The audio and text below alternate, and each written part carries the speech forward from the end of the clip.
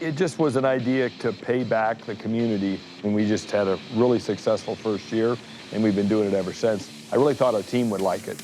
Just kind of the intimacy of the small high school gym, pack everybody in there, loud, sitting on top of each other right away from day one. It was packed.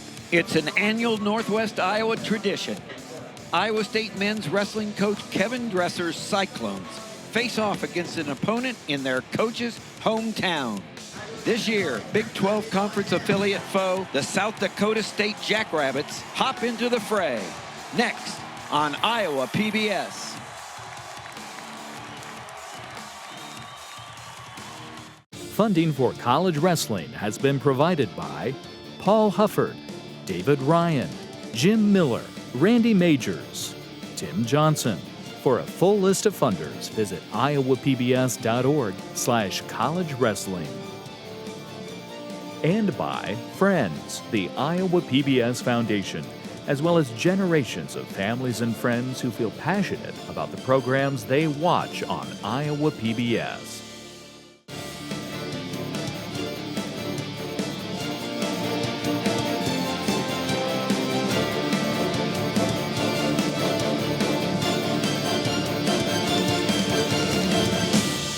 It's college wrestling. From Humboldt, Iowa, it's a Big 12 men's matchup in the high school gym as the South Dakota State Jackrabbits take on the Iowa State Cyclones.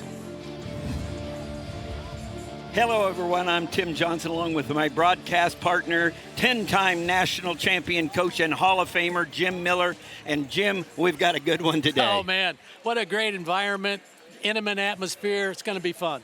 Both teams are coming off wins Friday night, so they're hot, they're ready to go, and they come into this the Cyclones only having one loss this year against number 2 Ohio State. But nothing can take away from the spark that ignited the Cyclone season. Iowa State got the ball rolling early, defeating arch-rival Iowa in Ames, their first win over the Hawkeyes since 2004. To beat Iowa on a Sunday and then fly to Las Vegas the following Wednesday and win Las Vegas on Friday and Saturday was a pretty incredible 6-day stretch. So we've got a talented bunch of guys, and they were excited for both those opportunities. So a great way to start. Well, that win at the Cliff Keen Invitational in Las Vegas was the Cyclones' second win there in the last 3 seasons. And Jim, let's take a look at today's matchups. What do you think? Well, we got some really good matchups. I'm really looking forward to a number of them. 1 in 197 especially. Elam and Bergie, 2 top 6 ranked in the nation.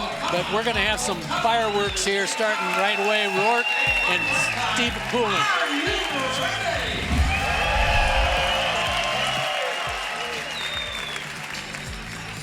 Got the matchup between Brady Roark and Steve-O Poulin. Steve-O Poulin. Coming from Northern Colorado transfer. Returning All-American last year. Steve-O Poulin grew up outside Albany, New York, and boy, did he leave a mark wrestling as a youngster. His dad posted these videos when Steve-O was 8 years old, and they went viral. Maybe you remember. I do.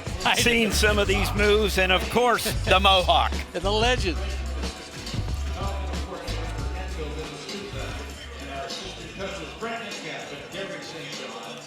All right, here we go. 125 pounds.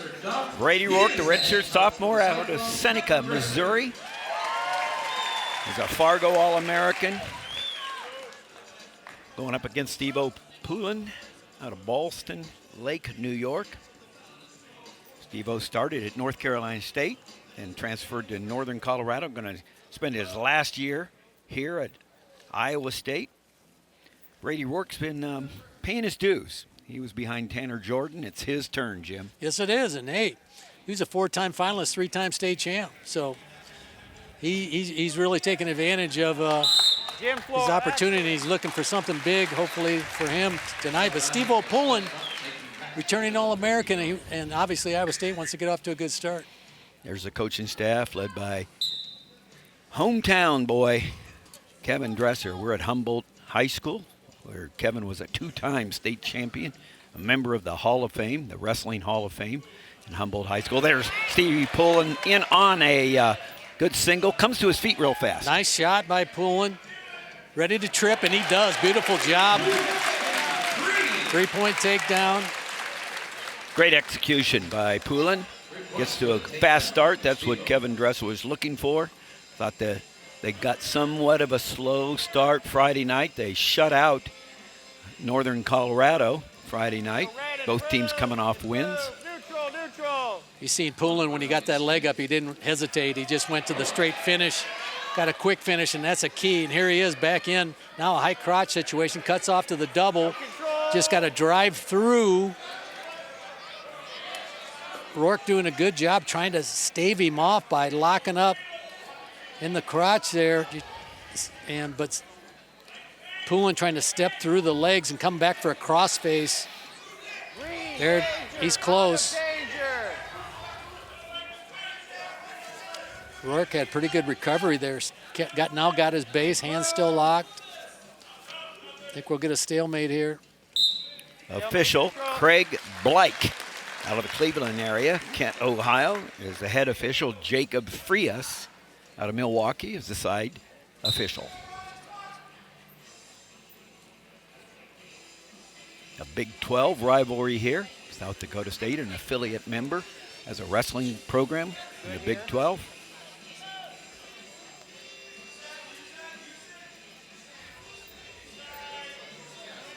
That was a good job by Roark holding off, and that second takedown, which looked like Poulin was going to get. Now doing his own hand fighting, staying in there tough, and you want to go through that first period. And if you could be 3-1 and Roark after that fast start by Poulin, you'd feel pretty good. Darn right.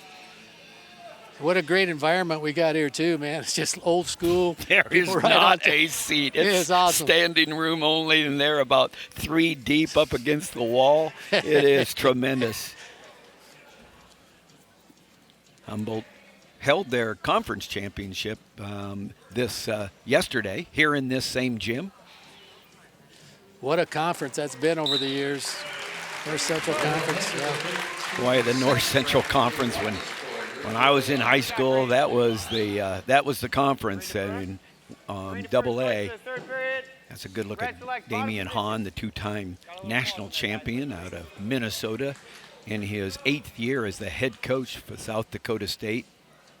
He's a builder of programs, a builder of facilities. They've got several multi-million-dollar facility that Damian Hahn led the charge and got for his wrestling program.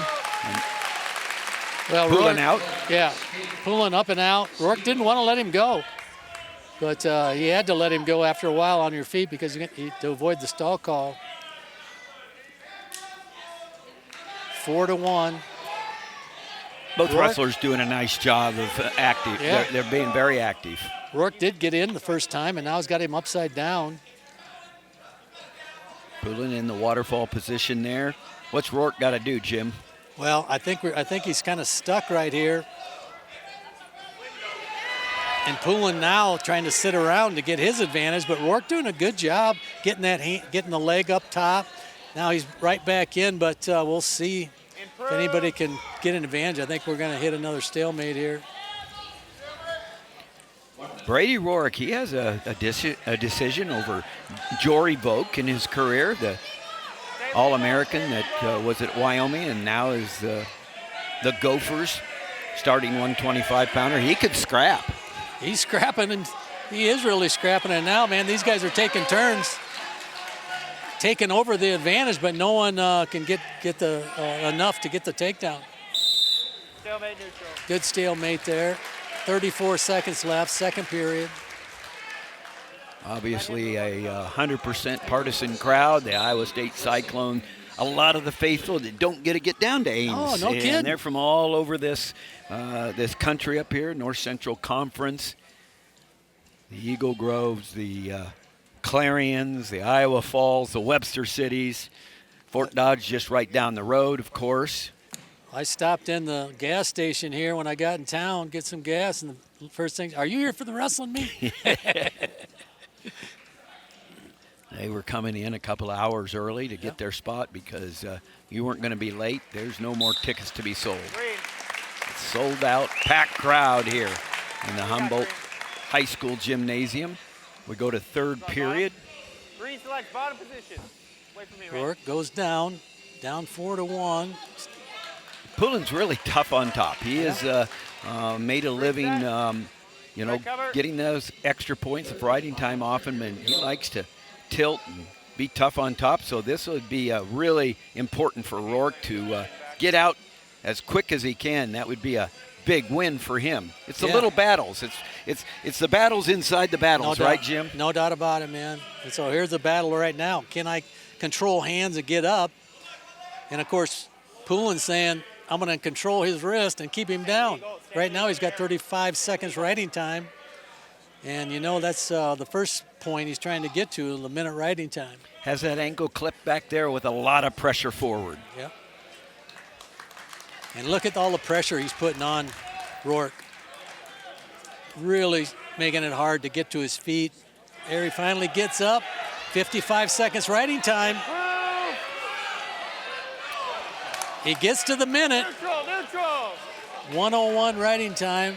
Hangs on to get that riding time. Now it's 5-2. If it was to end like this, the riding time point would be, but a takedown by Roark would basically put him in the lead. Put him in the lead. Yeah. Take off a few.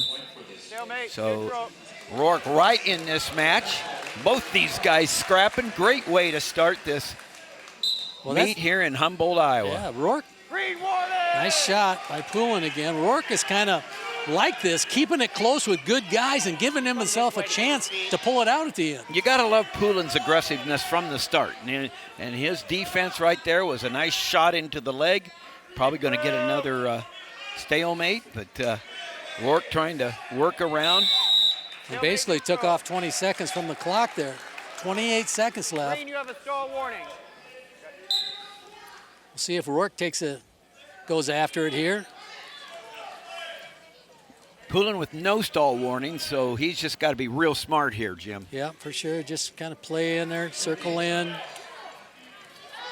Two tough 125-pounders, a great way to start this meet. If Poulin can hang on. Nice job by Poulin. He's looking to try to pull in that leg. And he's going to hang on. Good fight there at 125. The Cyclones put 3 on the board with a 5-2 win by Stevie Poulin against Brady Roark. 3-0 Cyclones over the Jackrabbits after the initial wait. And the crowd appreciates it. Next we go to 133. Introducing first for the Jackrabbits, it's Seaton. And his opponent for the Cyclones of Iowa State, the third-ranked Evan Frost. Our next matchup here, Evan Frost going up against an Iowan, Seaton, out of Iowa City High, a redshirt freshman, City High in Iowa City, Iowa. Hard-nosed wrestler, 2-time champ. But he's got a big task. Evan Frost has been to this event in Humboldt before, and we talked to him in Ames a little over a month ago about it. Humboldt specifically, we do, I think, a really good job, or should I say the fans do a really good job of kind of going in there and, making it really, really loud. We got the flames going. It's just a really, really cool environment that they got going on in the gym over there. So very exciting to keep going back there every single year. Fans make it fun. The fans make it fun. They make it fun for everyone. They make it fun for Jim and I, and we're ready at 133. The gym packed with 1,500 Cyclone friends from the Humboldt area here. Evan Frost, All-American from Terry, Louisiana. Finished his high school career at Dowling High School in Des Moines. He and his twin brothers, who we'll see later, Jacob Frost at 149, moved into Iowa and went to Dowling there last year, and now are in the Cyclone lineup. Going up against Seaton. Had a nice go behind by Frost. Got to get him to the mat. No control. Nothing yet. There it is. Nice takedown by Frost. That's the kind of start that Kevin Dresser's looking for from Frost. He Big says, man you return. get the Frost motor running, Yeah. and it's hard to stop it, but sometimes I got to give it a jump start, he says. Yeah, he's a slow starter sometimes. Yeah, so that's a nice start for Evan Frost. He's had some big wins, had some weight management issues, and so as we're getting into this crunch time of the year, it's always good when you get your weight under control and you look and you come out like he just did. Yeah, I think when he was younger, his weight really was a bigger problem than it is now. I think he's, you know how it is. You just get more mature, and you feel better. You wrestle better when you feel better. Simple as that. Cale Seaton had a nice tech fall against Cal Baptist on Friday night. Speaking of Cal Baptist, so we've talked about us losing that program, but we'd certainly like to keep it. And if the wrestling fraternity out there gets behind it, that's our intention. If anybody wants to know how they can help keep Cal Baptist wrestling, go to keepcbuwrestling.com. Yeah, one of the few programs in California. We don't. Yeah, and in California, they have more participants than anyone. They got over 700 wrestling schools, and they're really a tough state. So it's hard to take when they decide that they shouldn't, because it's about participation. It's about opportunity for young men and women, and that's what I hate the most, when a program they determine that a school determines not to keep it. Like you always say, Tim, America needs wrestling. America does need wrestling. The guts, the gumption, the grit that it takes to grind out a good 7 minutes match is the same stuff, the same characteristics that it takes to grind out a good, productive life. And boy, we need it more than ever in America today. Stalling on Evan Frost. Yeah, both of them have a stall call now. So both with stall calls. The official, Craig Blake, saying to Evan, you need to work for the fall on top, and by definition, that's exactly what you're to do. Always try to turn your man. For sure. Well, Seaton trying to get to his feet, he does, but gets put right back down by Frost. Frost puts a lot of pressure on you, man. Just check this out, all the way down, and he's got 2 minutes, 15 seconds riding time already. It's the first period.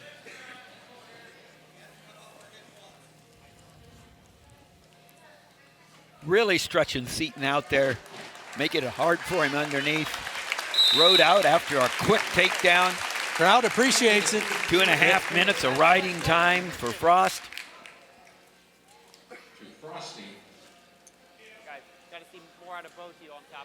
Evan Frost gets the choice, and he is going to take down to begin the second period. In this second match at 133 pounds, Tim Johnson along with Jim Miller, bringing you college wrestling on Iowa PBS. Green 1, green 2. Frost getting to his feet, gets his escape. Good hustle by Evan Frost, getting to his feet, as Jim said. Oh, man. Good footwork, and then a nice shot right into the single. Head inside. Coach loves that. You get out, don't wait. Just come right back, go get another takedown. And that's what Frost is working on. Shelving that leg and now pressuring those hips. He comes across, covers the hip. 3 more points. Goes out front 7-0 to the delight of Kevin Dresser. Made a living here in this gymnasium as a 2-time state champion. Went on, wrestled for Dan Gable, and an NCAA champion. Got a lot of champions on that coaching staff there, Coach Miller. Yeah, they do. Brent Metcalf, 2-time NCAA champion. Dan St. John, NCAA champion. One escape for Seaton. And Frost working again. Similar position, shelved the leg. Looking to step across. Gets another, going, not yet. Close. There it is. There's 3 points. Third takedown. Looked like he's going, hey, let's get this technical fall here. Good here. He's got some time, but he probably needs another takedown this period. Nice shot. And there's 1 point for Frost. Another stalling call against Seaton. That's after the warning. You get 1 point for the next time it's called. Frost trying to finish it. Get the 3. 4 seconds left. That's the way you do it. That's the way it's drawn up. You draw it up to score late in the periods on the edge of the mats, and Evan Frost. Here's the last takedown here.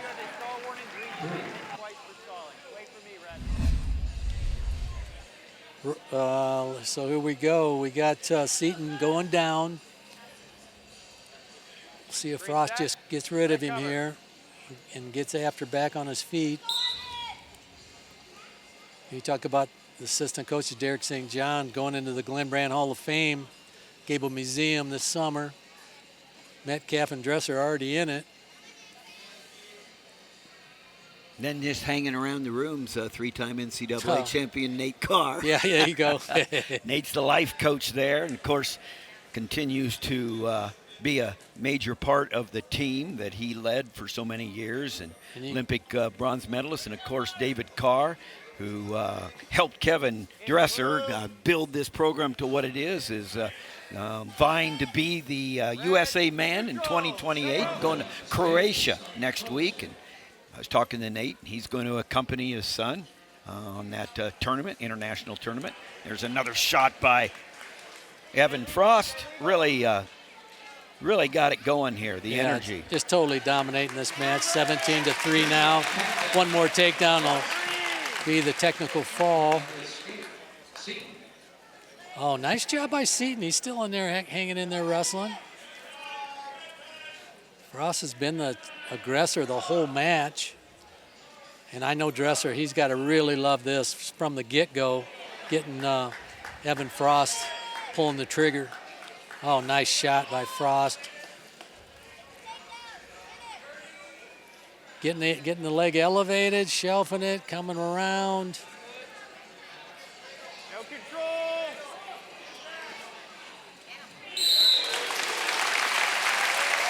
Good job, Evan Frost. Technical fall.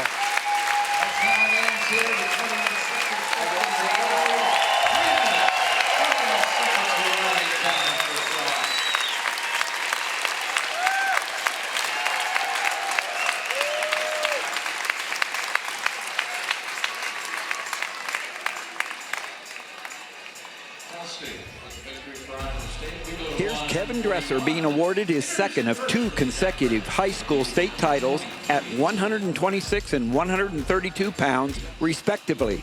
He then went on to wrestle for Dan Gable at the University of Iowa, where he was a 142-pound NCAA champion, 2-time All-American, and Big Ten champion.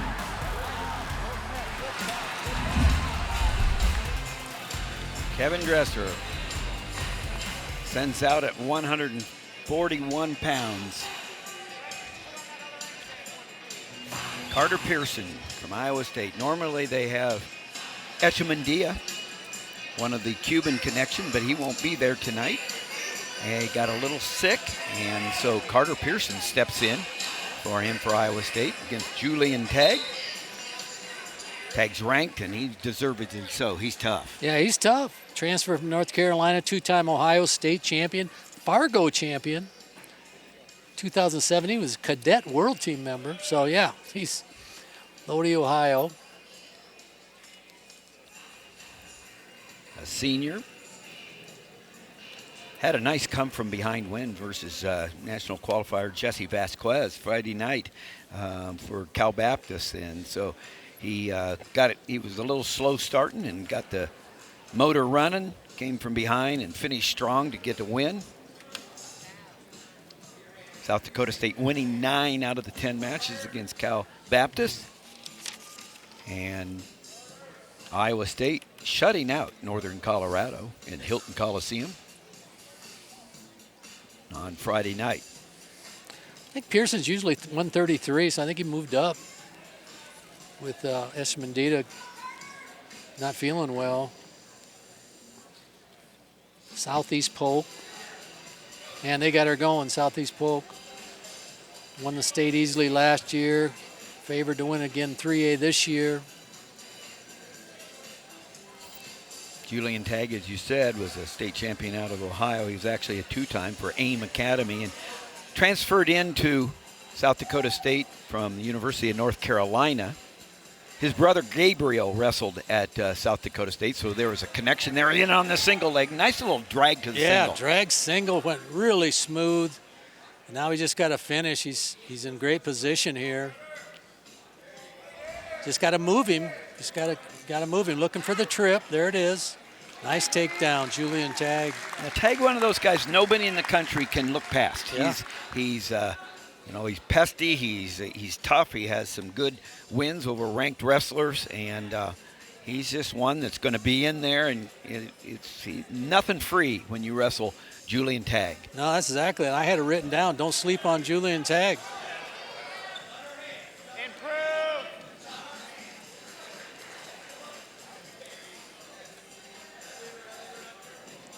Tagg first on the board for the Jackrabbits. Look at this crowd, TJ.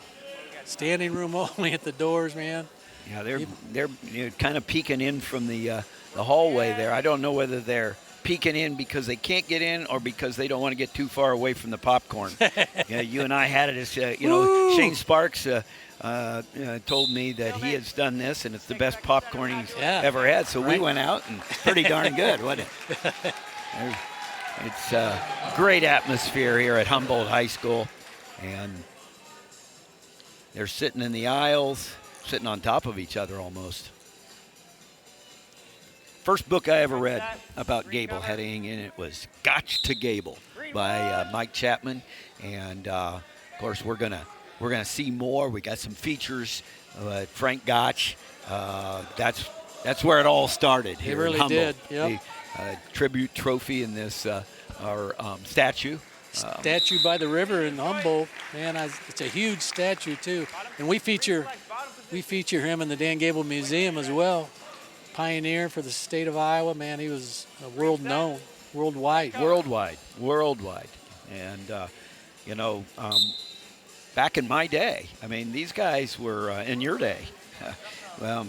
Humboldt won a state championship. They got the banner up there in 1968. Keith Abens was a three-time state champion.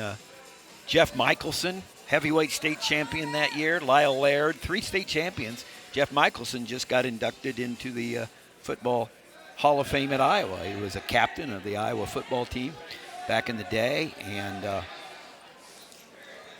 course, Dave Musselman was a 3-time state champion. Tony Ursuline, 2-time state champion, the head coach at Purdue. And Purdue's visited here in this environment. Yeah. I had a guy named Justin Hansen, 2-time state champ at Wartburg, won a national D3 title. He's in the Hall of Fame here. Yeah. It's a neat Hall of Fame that they have started. Coach Chad Beeman and the administration making sure that happens. There's another nice shot. Nice re-attack by Pearson.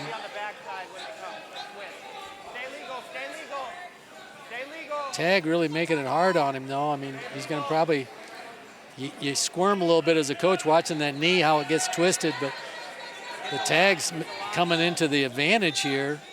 If he can stay in bounds and maybe even hook up a cradle. Steps over that leg, trying to. Stay on the line, stay on the line. Now he's going to probably go to the cross face here, get that arm off the leg. He's cradled possibly, but good job by Pearson. He felt that coming. Improve. Stalemate neutral. 12 seconds left, second period. I mean, Julian Tagg, we need a big win here. Just saw Chris Perry in the background. There's a couple more national championships on the Iowa State staff. And Chris Perry won a couple at Oklahoma State. Man, they're stacked with national champions. Oh, man.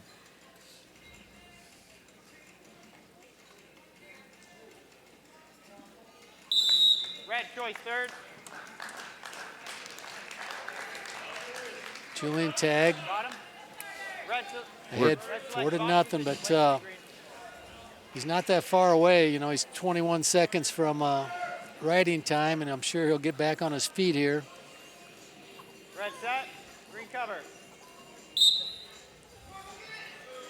Tagg out 4-0. Plenty of riding time coming up. About 10 seconds away from securing another point. Third period, minute 45 left. We're in the third match, 141 pounds. Cyclones out to an 8-0 lead with a nice win by Stevie Poulin, and then a tech fall by Evan Frost. Coach is telling him to cut him. It's basically 5-1 here. Nice shot. Julian Tagg. Pearson doing a Pops good that job. head. He's got to get his right arm out. He does. There's the takedown. Now 7-1, 8-1 with riding time. Needs another takedown or a turn. He does have that bottom leg trapped. No, he doesn't. He's off. He's going to have to cut him. There he goes. 55 seconds left. Escape on the boundary action. Another takedown would secure the major decision.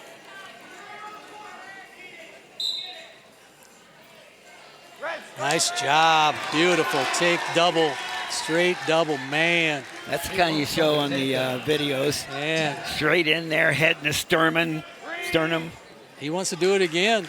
Green. Improve. Neutral. Give him a takedown. Still has the major with riding time.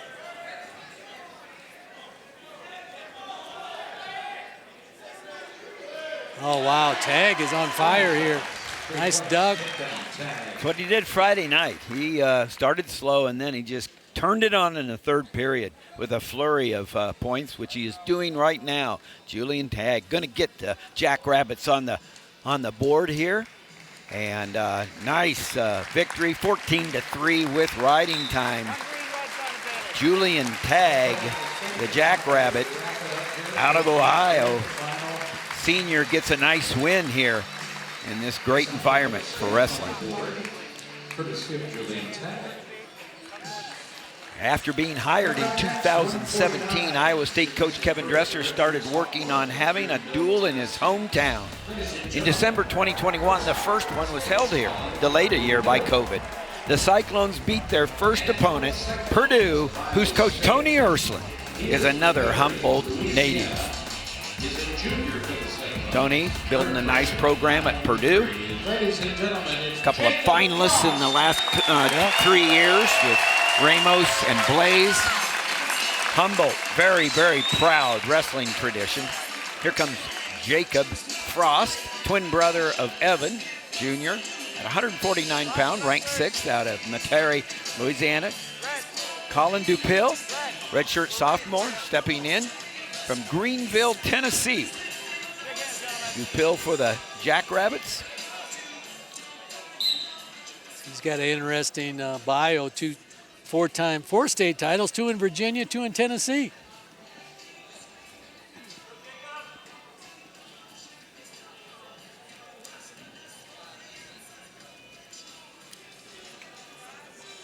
We'll see if Jacob was inspired by his brother's fast start when he got in with that quick takedown early on. Rode out for a couple of minutes the entire first period after the first takedown.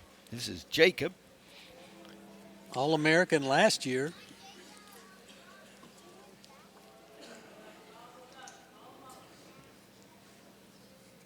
And he's just all around every position. He's really pretty dang good. Really good gas tank.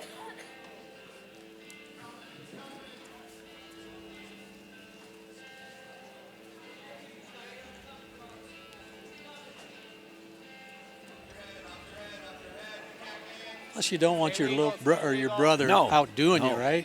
No arm on your side, correct? He's not locked. All right, he's not locked. But Neither of us having been twins, you really don't know what that feels like, but it's got to be. It's got to be so much fun in so many ways.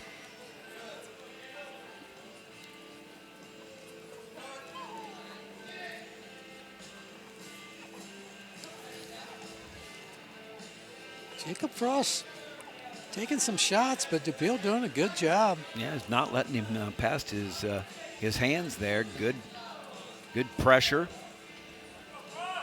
Frost digging in for that underhook. Dupill with an underhook. Controlling Frost's wrist there. Good fight by Dupill.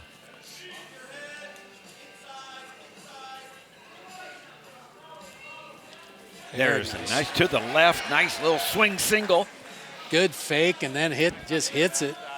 Here he is coming up, and like if he's young, if you're learning wrestling, this is exactly what you want to do. You don't want to sit still when you're in on a leg. You just keep building. Had a lot of options there. I mean, as long as he came to his feet, right, Jim? Right. Came up, he could have caught across. He could have done a lot of things, and so it's all because he kept moving, like you pointed out, Coach.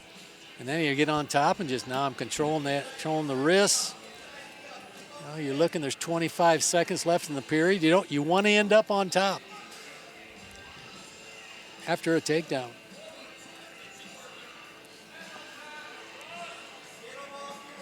A lot of pressure there. You can tell when you can't get off your belly.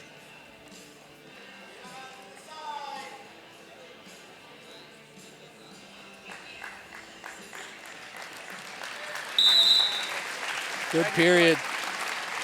3-0. Red selects bottom position. Second period. Wrestlers, I need more action than we had in those last 30 seconds, right? Damian Hahn. Cody Caldwell to Hahn's right.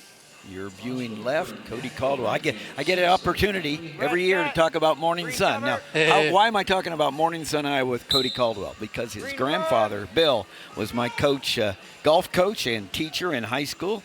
And then, of course, Cody's dad, Rick. What a program at Waverly Shellwell. What a program, Rick Caldwell. And Cody, 3-time state champ himself in the state of Iowa. And Rick, his dad, I don't know, 8, 9 state titles at Waverly Shellrock. Yeah, longest tenured coach on the South Dakota State team. Yeah, that's interesting.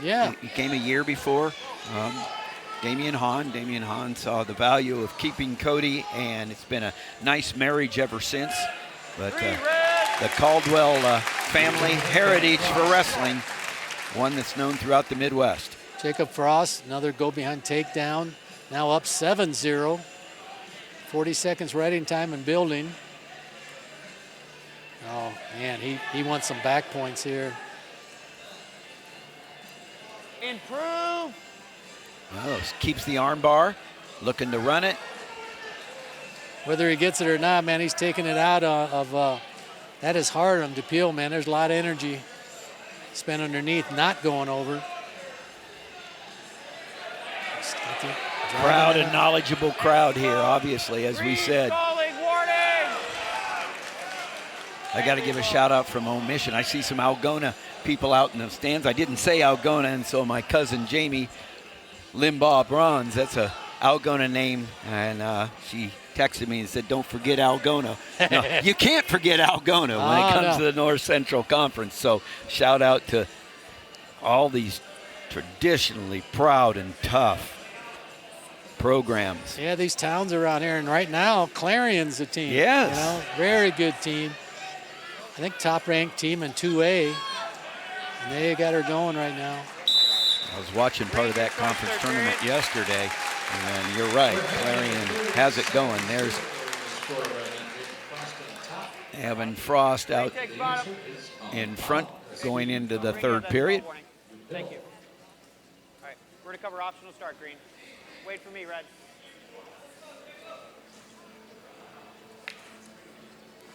Jacob Frost. Jacob Frost. My bad. Basically 8-0 with riding time, basically a major, but he wants to cut him right away and get going.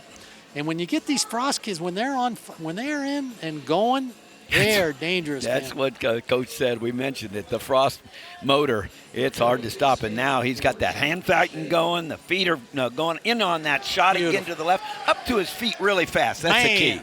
Watch. Looking for the trip, pulling him on. Got some really savvy here. Limp arms out, and there's a takedown. Really nice there. I mean, so many wrestlers at all levels get caught after they get a good shot in, but they don't get to their feet as fast as Jacob Frost just did. Jacob Frost having fun right now. Just let him go. I'm going to do it again. Man, that was good. That was a good time getting that single. Now he shoots, I shoot, I score. He shoots, I score. Mentality. Yeah, in fact, you and I were talking about that, and that's Jesse Mendez from Ohio State, man. No kidding. Of course, that's a Dan Gable quote, but, man, every year you get different guys that you love to watch. No matter who shoots, they got a chance to score. And right here, it's Jacob Frost. No control. No control. Keep an eye on You the talked about a man that Kevin Dressler has a lot of respect for. So much of this wouldn't even be happening except for Dan Gable. Of course, you are the director. There's another takedown. Another takedown. 13-2, and he lets him go again. 13-3, but like I said, Jacob Frost having fun. He's not stalling it out. He wants another takedown. That's what you love to see, and that's what fans come to watch. Well, and he's wrestling like he's in the middle of the mat, right there. You know, they're on the edge. He doesn't care. He's going to pull him back in. Man. Oh, that's how you do it. Right there. The crowd loves it. Jacob Frost wished more time was here. He's going to run out of time, but he's just having fun. 4 seconds left. 16-3, 17 with riding time. One short of the tech fall. And he wants another. He wants 4 seconds. He wants another takedown. Here we go. Get set. Wait for me to come in. Left foot back. Okay.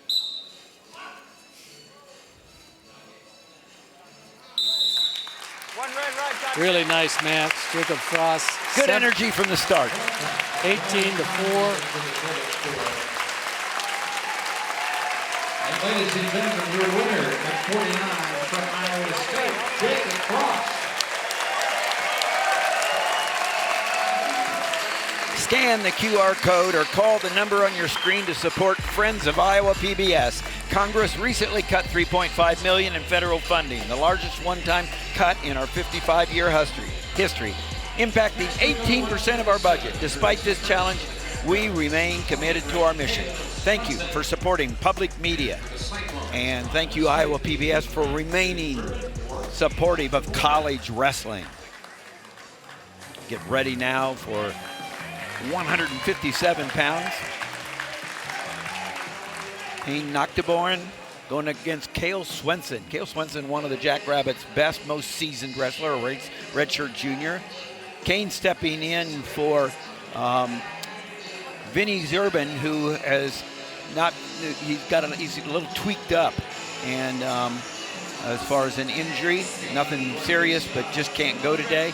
And so Naaktgeboren is in. He was a state champion for Linmar. Going up against the Jackrabbits, 157-pounder Cale Swensen. Two-time national qualifier, 4-time place winner, Waseda High School in Minnesota, 2-time champ, runner-up in Junior Greco. But he's from Plymouth, Minnesota. Yep, Waseda High School, one of the powerhouses over the years. And Guys, let's make sure, as you said, eyes on the hands. 2-time national qualifier, medical redshirt last year. And Big opportunity for Kane Naaktgeboren. Getting a chance to come out, wrestle in front of a really great, in a great environment against a really quality opponent.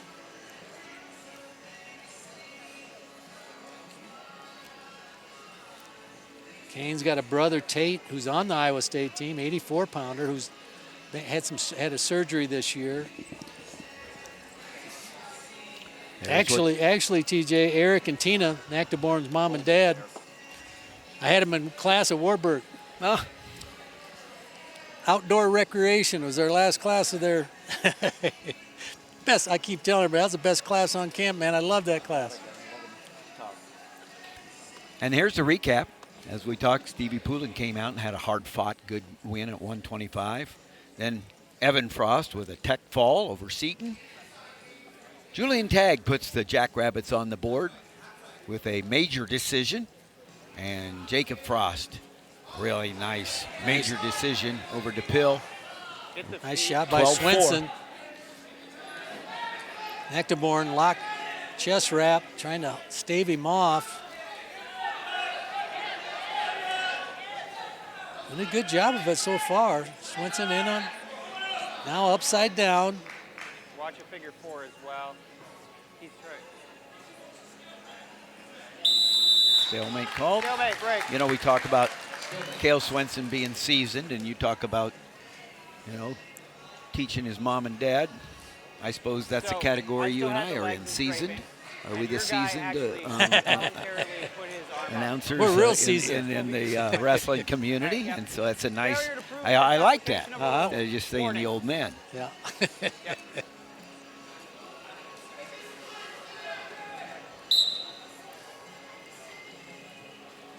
Something, you know, there's something to being seasoned. And Cale Swensen has been in a lot of battles. He's won a lot of battles in the past.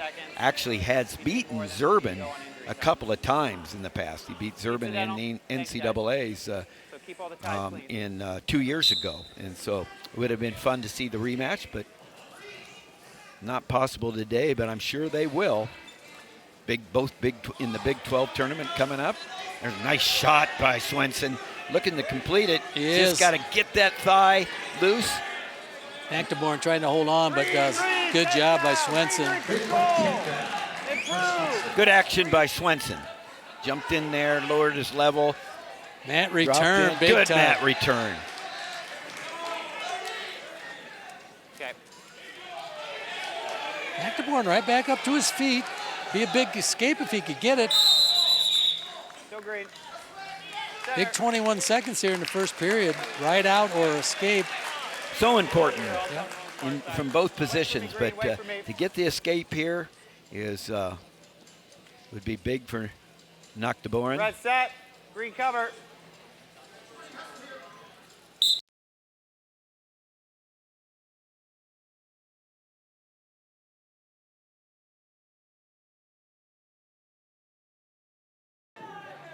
Nothing yet. Green 1. Green 1. And it is a right out for the first period. Really tough ride out by Swensen.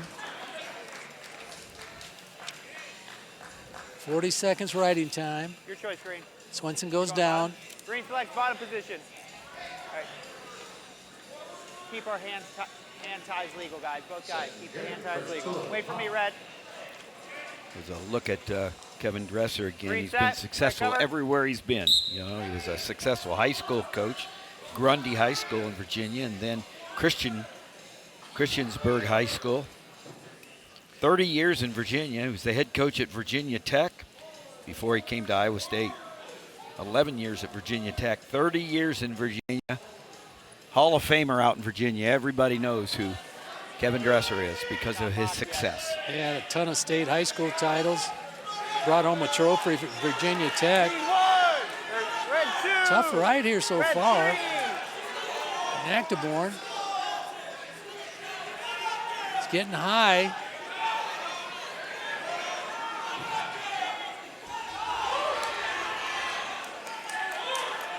Impressive ride. Crowd appreciating the ride there. He wasn't scared to take a little risk. Got a little high, but settled back in. Talking about Naaktgeboren on top. Improve. Knocking Red down 1. that riding time and building his own.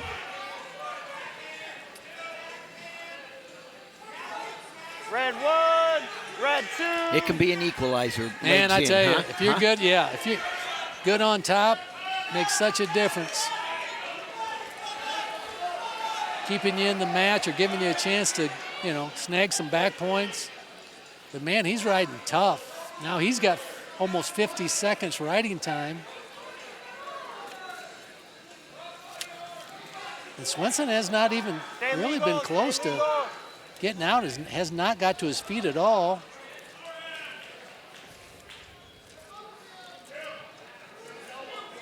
That's a big ride out for Naaktgeboren. It's going to be 10 seconds left. Confidence builder, kept him in the match. Going to get an opportunity for his choice. Crowd going to appreciate this ride out. Red, your choice, sir. Where are we going, Red?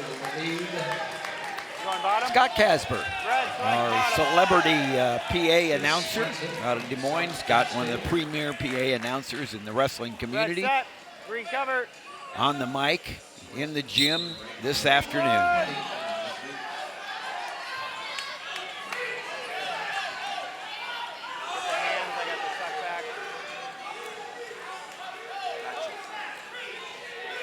Naaktgeboren up to his feet. Be a big escape here. Improve. Didn't quite get out, and now Swensen does have the riding time under a minute. Palm on the belly button. All right, watch your tight waist. Red set. Green cover. Green one. Naaktgeboren reaching around for a whizzer. Still green.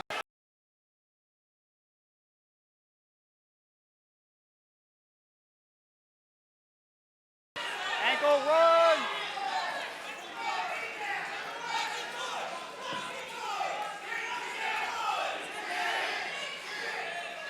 Stay legal. Still in control. Look for locked hands. They're all tied up in here. I think we're going to get a stalemate You're in control. or a stall call on Swensen. Green one.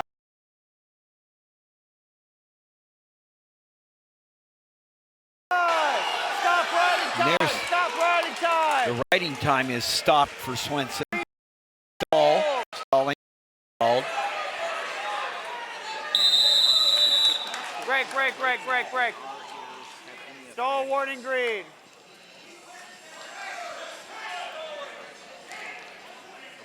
Okay, you got that stall warning. All right, make sure we don't got a tight waist on the start. Wait for me, green. Here we go, 46 seconds Red left. set, green cover. No riding time. Green No one. riding time will be involved. Swensen cannot get it, and so good fight by Naaktgeboren. He's trying good. Return again by Swensen. Both these guys so stingy on top. Bottom Look for a little window, Jonesy bottom tilt window. here. But Swensen.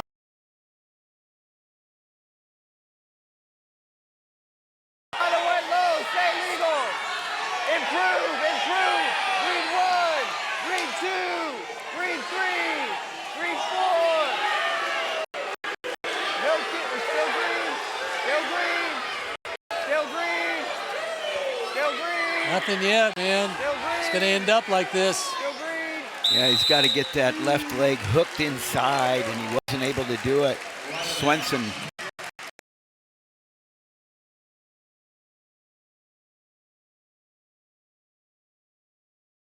We're gonna do a full 360 green. Follow me. Nice win by the Jackrabbit. Keep coming.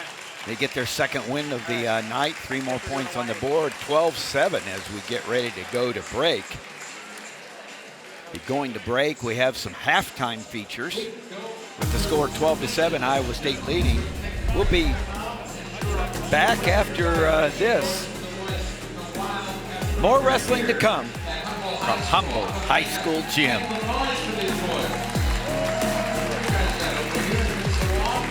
Now back to you, Doc. You're watching the state championship. From a young age, starting to wrestle when I was 6 years old in Humboldt. I took to it right away. It was something that I really enjoyed and didn't mind the work. Iowa State coach Kevin Dresser grew up watching boys state wrestling coverage, then won back-to-back titles in high school. In Des Moines, it's very electric. I thought right then and there, I'm going to do whatever it takes to get down on that mat before I graduate Humboldt High School. There's a lot of kids that had very, very similar thoughts in their head. Right now, Humboldt can tout another contender inspired by his predecessors. Him being from Humboldt, it kind of pushes me towards Iowa State. And then, yeah, having the duel here is awesome. You get to see the guys that, you could be teammates with. Junior Brody Hendricks has racked up over 100 career match victories and already medaled twice at the state tournament. Coach Dresser, when he's recruiting guys, he really wants to find out if they truly love wrestling. Coach Chad Beeman has headed up Humboldt boys wrestling for over 2 decades. In seeking another trip to state, he says Hendricks makes the grade. At the high school level, we might have 5% of our kids that truly love wrestling. He's one of those individuals.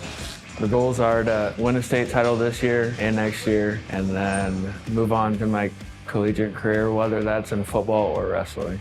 Hendricks has been an integral part of Humboldt's defense, including their 3A state title run in 2024. Football coach Derek Elman praises him and other multi-sport contributors. Last year, out of our team that played on the state championship, we had like 16 seniors, and of those 16 seniors, I think 13 of them played 3 or more sports. Success in one sport is definitely going to bring success in another. Everything I do is based off of wrestling. Aggressiveness, using my hands, hips, everything together. Tackling, it's all kind of intertwined. There's no shortage of athletic talent, past and present, in the area. Coach Elman brought in former Hawkeye and Super Bowl champion Dallas Clark, who graduated high school nearby, to help on offense. There's nothing better than seeing a kid that sees himself as this good, but you see him as this good, and they look at you, you're crazy, right? And then that senior year, they become all state, and they're just like, how did that happen? And you're just like, it's what I've been trying to tell you, Both football and wrestling have a legacy in Humboldt. Hendricks may have a big decision ahead, but no matter where or how far he goes, homecomings here are sweet for all. To be able to connect with the high school, especially my high school, I think it's great for the sport. I think it's great for the kids in Northwest Iowa.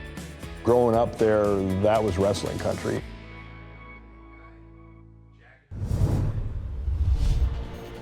We're back. We've got more for you here at the break, and then more wrestling right after this.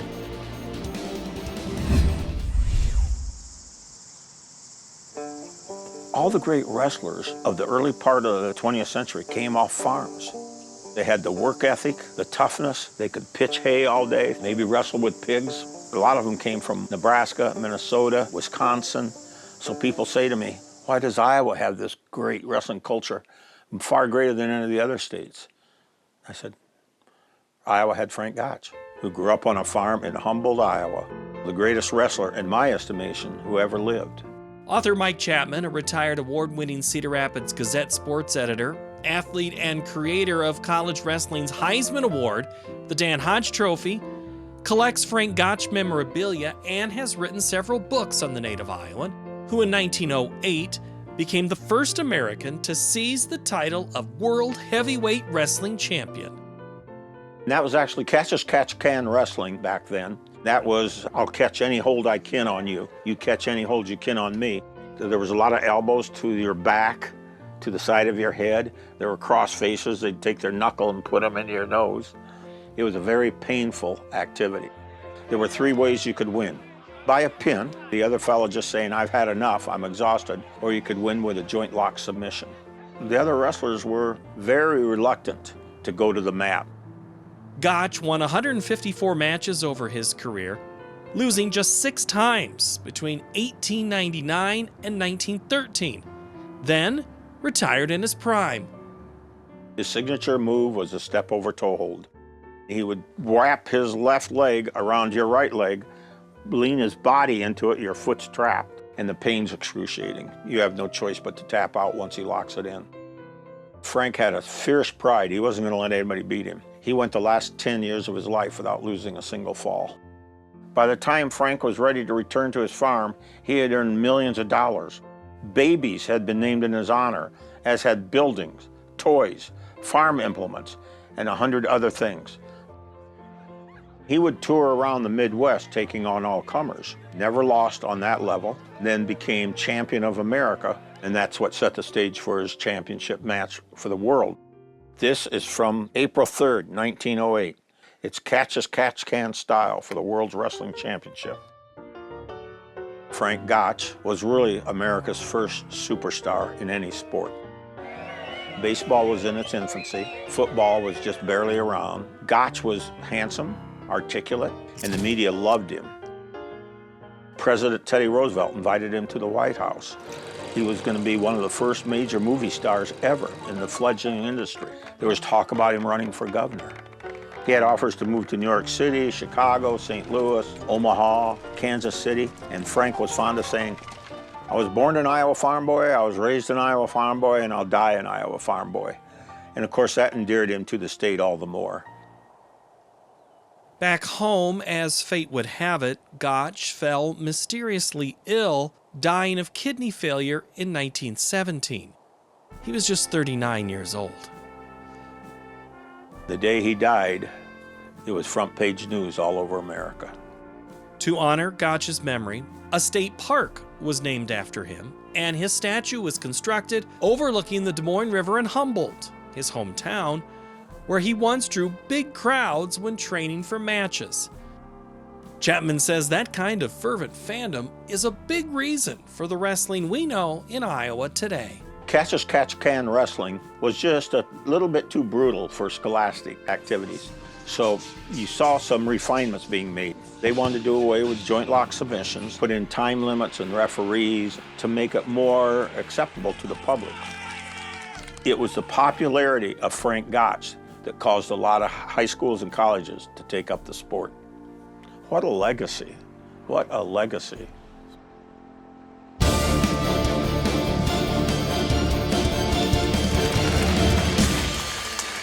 We're back at Humboldt High School, ready for the second half of what's been an exciting dual meet in this incredible crowd. That's a look right there at Marcus Espinosa-Owens, South Dakota State Jackrabbit, a redshirt sophomore, ranked 26 from Wood Cross, Utah, going up against Connor Euton, Jr., out of Westerville, Ohio. And so Connor Euton steps in for the Cyclones. Cyclones out in front 12-7. They won 3 out of the first 5. And now we get going. Tim Johnson along with Jim Miller bringing you college wrestling on Iowa PBS. And Kevin Dresser's hometown gymnasium.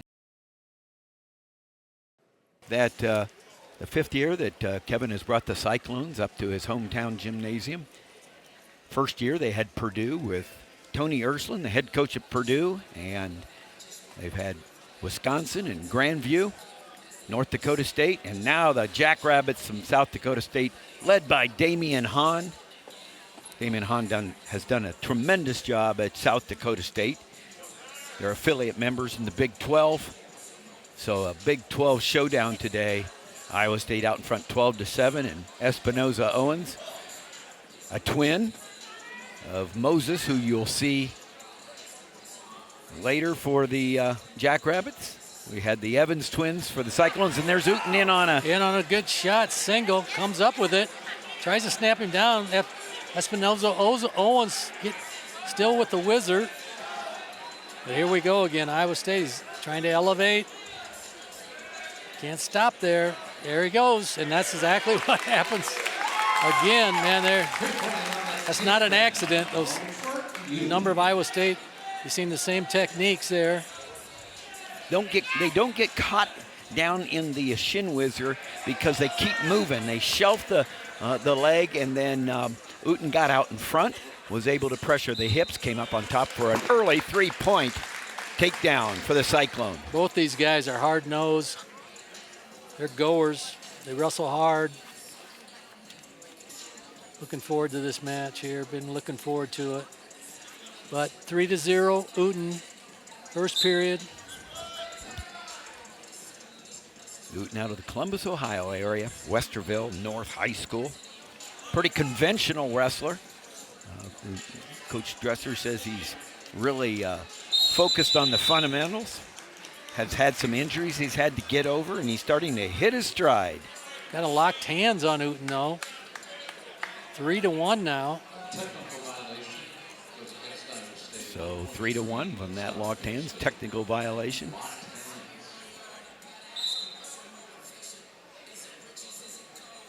Good job by Espinosa.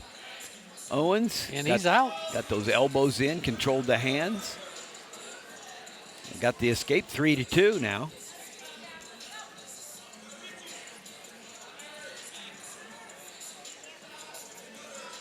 South Dakota State has come to scrap. Iowa State has been throwing a lot of punches, and the Jackrabbits have responded, winning 2 of the 5 matches, and showing up here. Nice job, ankle pick, yeah. Good movement by Espinosa. Owens, nice trip. Euton, another nice takedown. Again, you were talking about the activity. That came from footwork, activity, staying on it.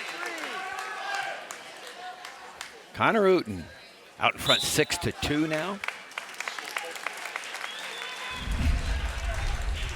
Check this, here it is. Nice heel pick, scramble. Owens trying to turn away, but you can see he just comes up with the leg, trips, finishes.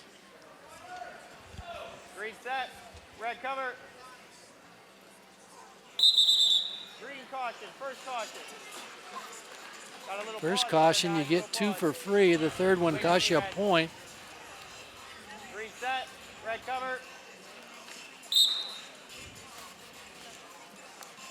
Espinosa-Owens trying to get to his feet, and he does.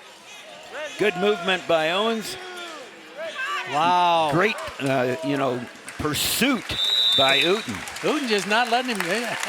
I'm writing you out. That's just determination right there. Great right out. Kind of made up for that technical violation in the lock hands by not letting him go. Green, you have a caution. Red set. Euton will start underneath. Espinosa-Owens comes on. Good job by Euton, right to his feet. And there's his escape. Coach Hahn calls Espinosa-Owens his Sherman tank. He says he'll keep coming at you. He'll run over you if he can. Oh, nice job of controlling the head and dropping back into a re-attack, counter-attack by Espinosa-Owens. Love that. Looking to pop that head out. Steps over the ankle. Yes, he does. Now he gets the leg off underneath his head. He needs to get his head on top, which he does.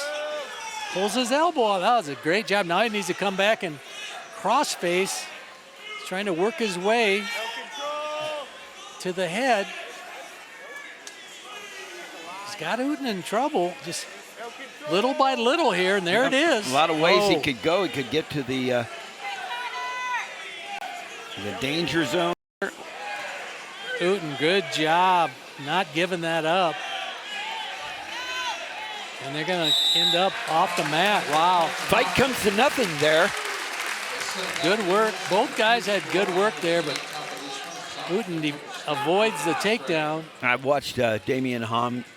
They had a big win over Minnesota earlier. Big rivalry. He's back home, two-time NCAA champion for Minnesota. And he's just a very encouraging in the corner. He's a very encouraging coach. And as we talked about it, he's built a nice program at South Dakota State. He would like to have them in a position where they'd be perennial top 10, top 15, always in there, looking to finish in the top echelon of the Big 12. He says, we got a long ways to go, but that's our goal. Yeah, that's a big deal when you beat Minnesota and that kind of rivalry. And it came down to heavyweight. They won a big match at heavyweight late, and man, that was some celebration going on there with the Jackrabbits. Well deserved. I know you've been in that situation, but there were some disappointing losses he had early, and a coach could get down, but it's, he was right back into the next match, and I thought about it as he won at the end. He could have got down because he had a favored wrestler lose late, but you got to just come right back and get after it, don't you? You do. You got to show leadership, because if the leader's not thinking we can win, it's pretty tough to win. So you got to fake it till you make it. Is that right sometimes? I don't know. Maybe you're not. If you do it enough, you're not faking it. You're right. Yeah, you believe. Yeah. Red one. Espinosa, nice job. Gets the escape.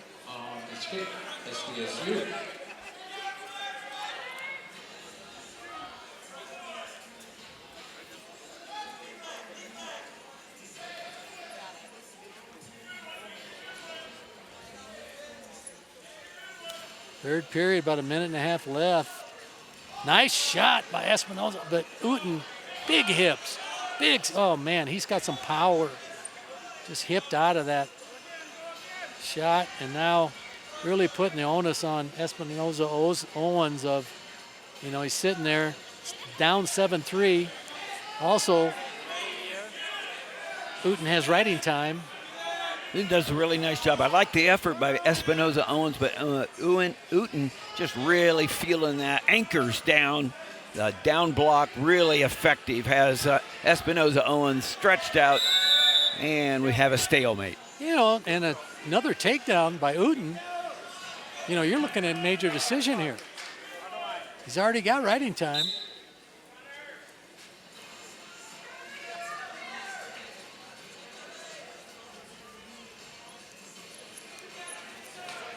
And these guys are both quick. Euton, nice job.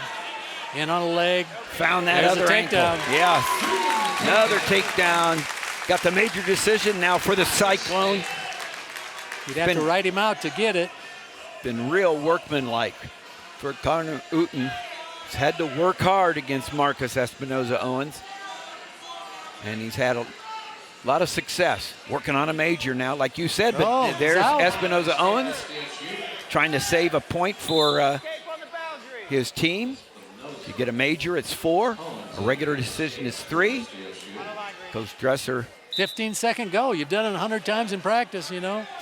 And now see what can happen here. You got time if you go, but there's a shot, but doesn't look like it's going to happen. Good fight there at the end by Espinosa-Owens, but good win for the Cyclone. 3 more points on the board. Puts the Cyclones out in front 15-7. It's a good start to the second half. Your winner for Iowa State.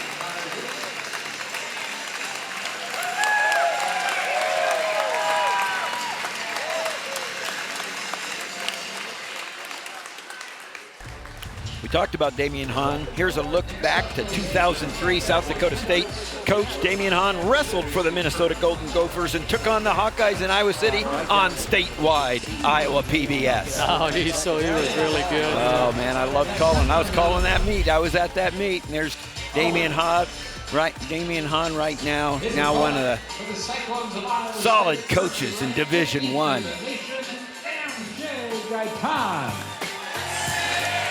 Now we got Moses Espinosa-Owens going up against MJ Gaitan.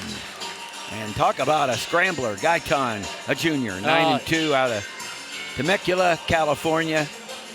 Going up against the sophomore out of Woods Cross, Utah, Moses Espinosa-Owens. Oh, yeah. MJ Gaitan, he's fun to watch. Looking to pin you. Dangerous. Usually comes out on top in the scrambles. But Espinosa-Owens here will put a lot of pressure on him. He's a goer. When he's focused, Coach Dresser said, Gaitan, he's really good. A good dual win versus Kennedy when they wrestled Iowa City. Oh, that was a huge win for Iowa in Ames. He was second at the Cliff Keen.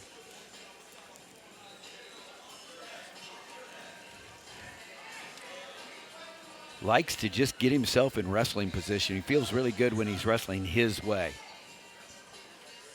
And that's a scrambling, chaotic way of wrestling, but he seems to find a lot of opponents' backs to the mat. Yeah, I think he has a lot of joy being free and just being wide open. Moses having a solid year. He's got a victory in his career over Cam Steed from Missouri, an All-American.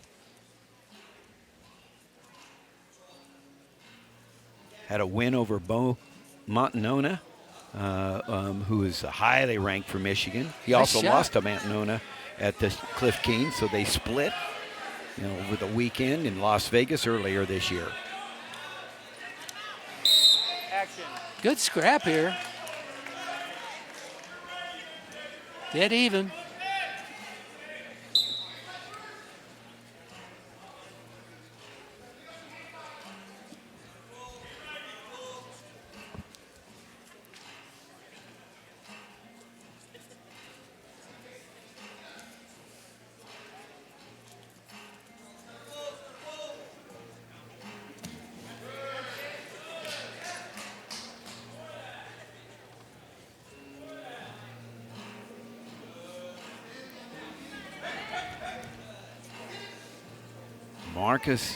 Moses Espinosa-Owens putting some pressure on, keeping the head pressure, staying out on the elbows and staying solid, putting pressure on Gaitan. Yeah, we're dead even, 2 minutes in.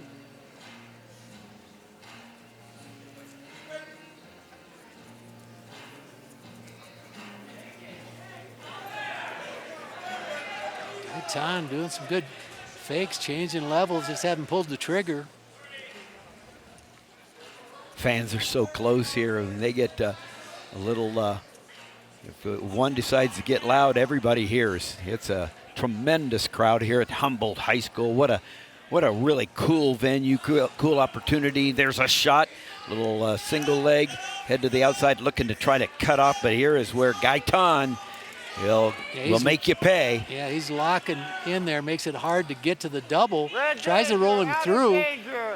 Oh, then, oh man, this is a scrap here. Espinosa-Owens trying to cut to the double, but time runs out. 0-0 at the first period. 174 pounds. Third period. Red selects bottom position. Wait for me, Green. Second period. Red set. Green cover.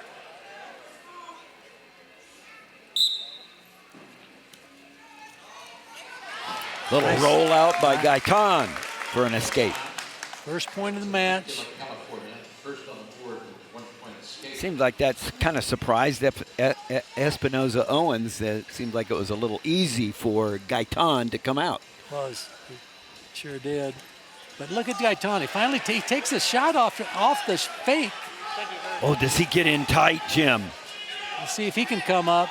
Espinosa-Owens trying to spin around. Nice little hip heist over.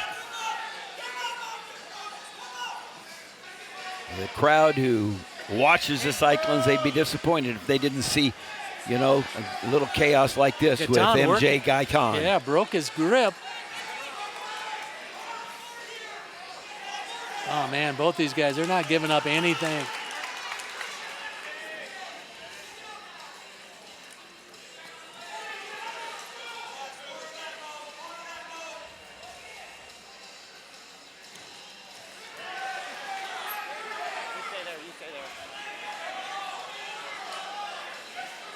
Gaitan in on that chest wrap. Trying to put his knee there so he can try to go around. Oh, he chest wrap, pulls him over. Nothing happening though, still neutral. You know what, there's a lot of good wrestling going on, just not much scoring.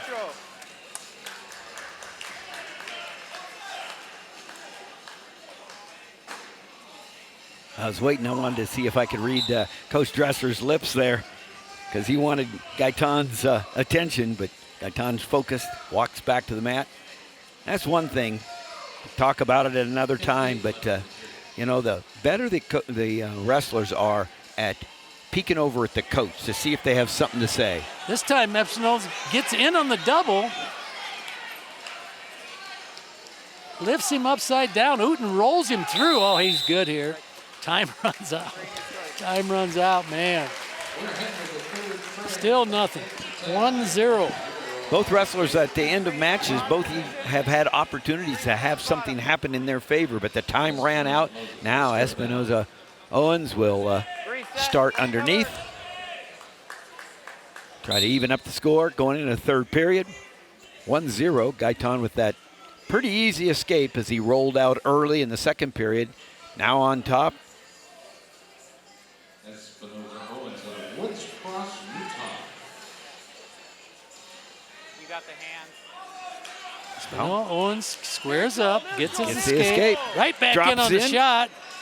Trying to cut across. You see the left elbow of Gaitan keeping him from cutting off to the double.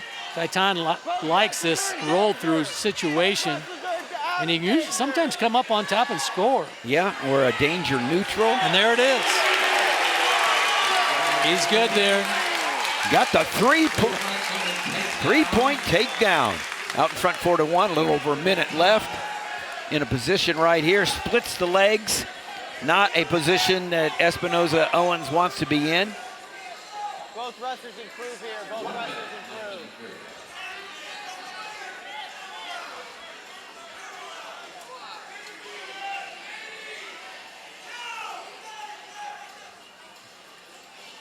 Damian Hahn felt like they should have been a stalemate there. Both a little start over. That's what I'd be wishing for if I was in his seat. Now you got to move, Espinosa-Owens. Yeah, Gaitan just getting to the minute riding time.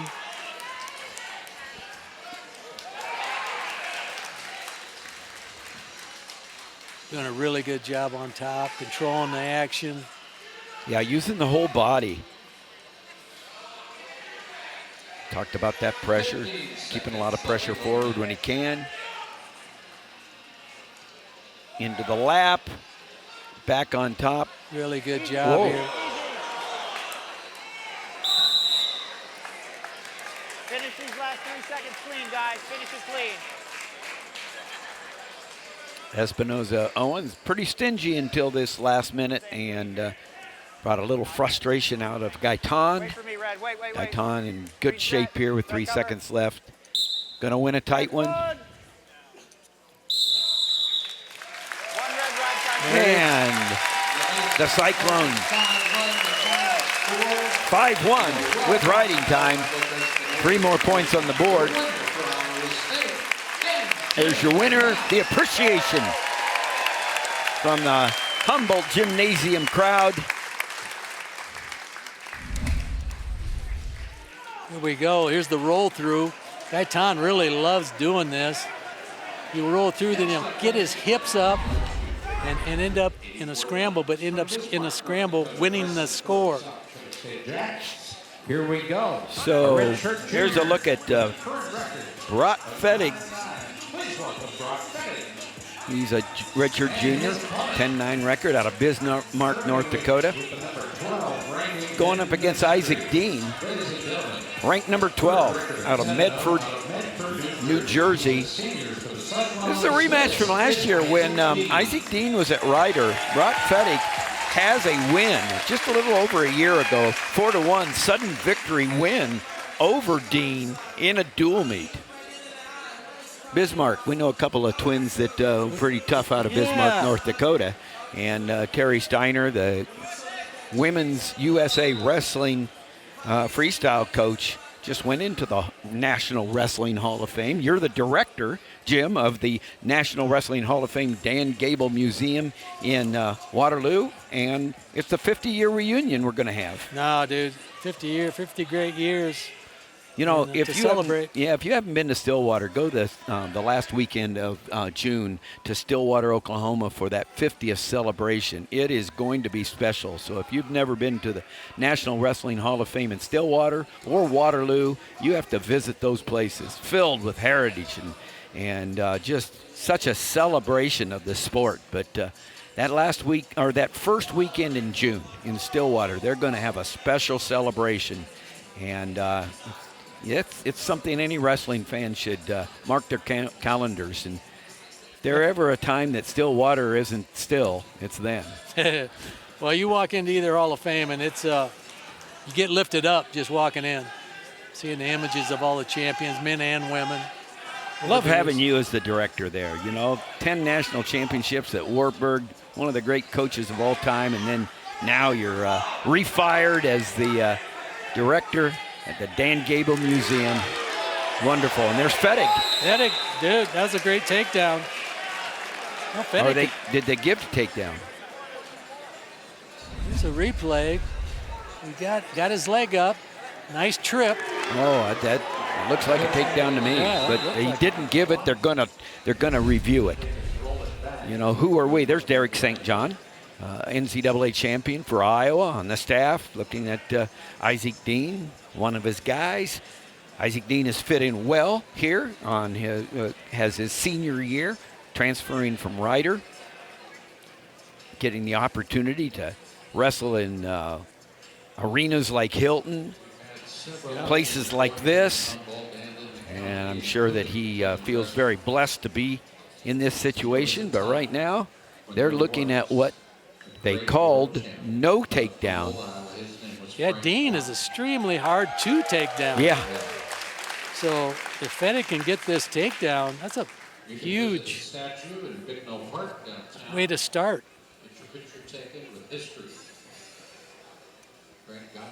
There they are reviewing their call, and they have to decide whether they're going to overturn their own call. And there's really nothing wrong with that if they see it now in slow motion and feel like, hey, maybe we missed it. Yeah, 100%. And I always respect the officials if they do that, and if they decide, nope, we got it right, then we move on. Cyclone fans here would like to see him remain the way it was. It was called no takedown. The Jackrabbits Fettig went in, got in on a single leg.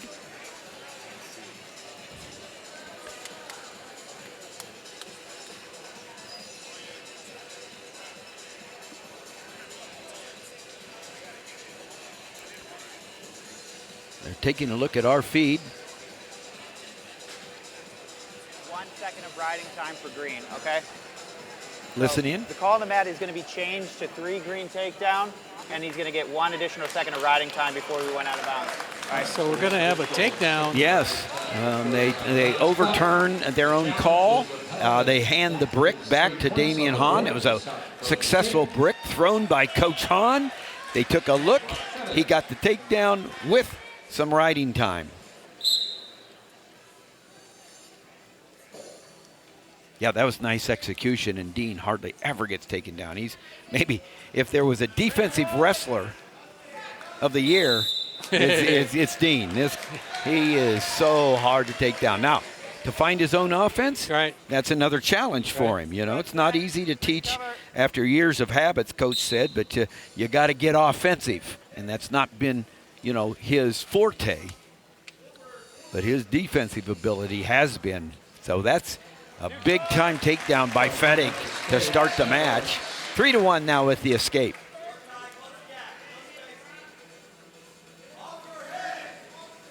And that's it, you know, Fettig, who has beaten him before last year, even though, hey, here a guy comes in, he's the number 12 ranked guy in the nation. You know you got the ability to do it, and he's wrestling like it. Head 3-1.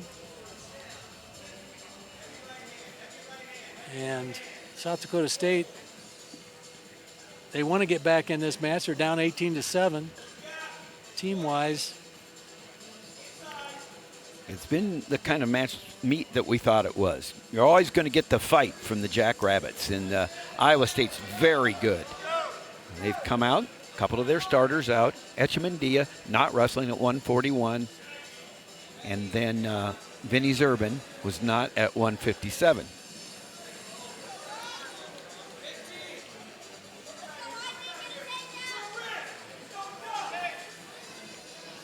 This is where you have to think about it's a dual meet. It's about winning. Now all of a sudden, Fettig, it took him sudden victory to get the only takedown he got in the last match with Dean just a year ago. So now you get the early takedown.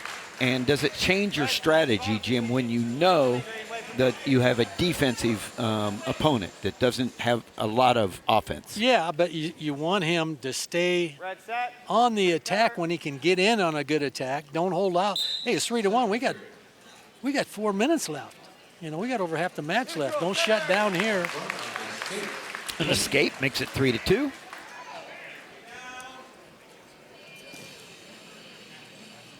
It certainly does force the issue for Isaac Dean. Dean being a little more offensive. Yeah, nice job. slide-by attempt. Couple single attempts. Love the shots.